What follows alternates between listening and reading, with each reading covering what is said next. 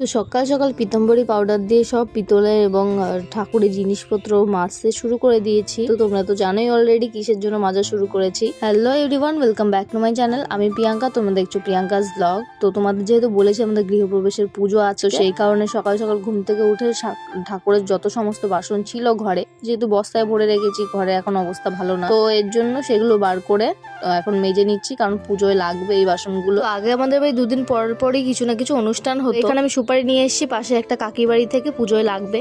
যতক্ষণ না পুজো হবে ততক্ষণ উনুন ধরানো বারণ। তো পুজো কখন হবে দেরি আছে, এখন আমরা সবকিছু গুছিয়ে উঠতে পারিনি। তো এর জন্য পাশের বাড়ি থেকে আমি চা বানিয়ে নিয়ে এসেছি, এখন চাটা খাবো। তো তোমরা তো সবাই জানো চা না খেলে আমার দিন শুরু হয় না।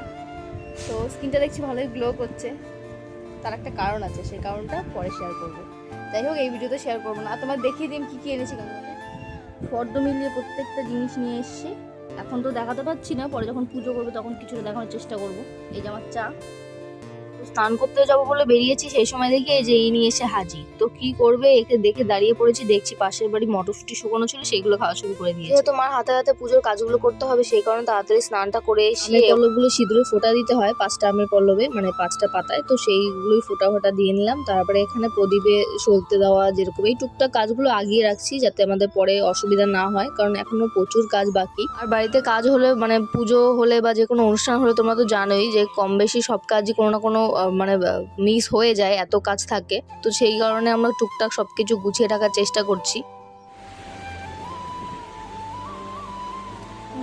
কালো হয়ে গেছে, আবার ঘরে যেহেতু উপরে টিন দেওয়া হয়নি, তাই উপরে মা বলছে একটা চাদর মানে 4 কোণায় বেঁধে দিতে। তো সেই বাঁধতে গিয়ে রোদে আমার মুখটা পুরো রকম লাল হয়ে গেছে বাদরের মতো। কিছুক্ষণ পর কালো হয়ে গেছিল, তাই মুখটা ধুয়ে এসেছি। আর দেখতে পাচ্ছ আমাদের ঘরের কাজ এতটা কমপ্লিট হয়েছে, প্রায় সবকিছুই গুছিয়ে নিয়েছি।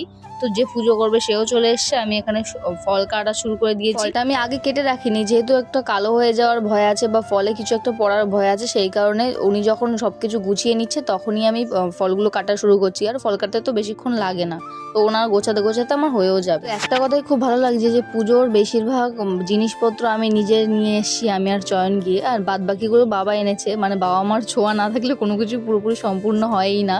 তো আমরা মানে এত বড় হয়ে যায়নি যে সবকিছু নিজে করতে পারবো। পুজোটায় কি কি করতে হয় সেগুলো আমরা কমপ্লিট করে নিয়েছি। এবার হবে যজ্ঞ, মানে পুজো হয়ে গেছে, এবার শুধু যজ্ঞটাই বাকি। এখানে যজ্ঞ শুরু হয়ে গেছে, বাবাও ছিল আমার পাশে, বাবাও বসে পড়েছিল যজ্ঞ। আর যজ্ঞের আগুনটা মানে এত উপরে উপরে উঠছিল, এটা নাকি খুব ভালো একটা পজিটিভ জিনিস, মানে যজ্ঞের আগুন উপরে ওঠা খুব শুভ। যাই হোক, আমার খুব ভালো লাগছিল, আমি শুনেছি অনেক জায়গায়। তো পুজোটা ভালোই ভালো সম্পন্ন করলাম, তো আমার খুবই ভালো লেগেছে। তো এখানে খেতে বসে পড়েছি। আজকে মেনুতে ছিল কচুর শাক, পুঁই শাকের ঘ্যাট, পনির আর ডাল। শরীরটা অনেকটা অসুস্থ হয়ে গেছিল, খাওয়া দাওয়া শেষ করে নিলাম।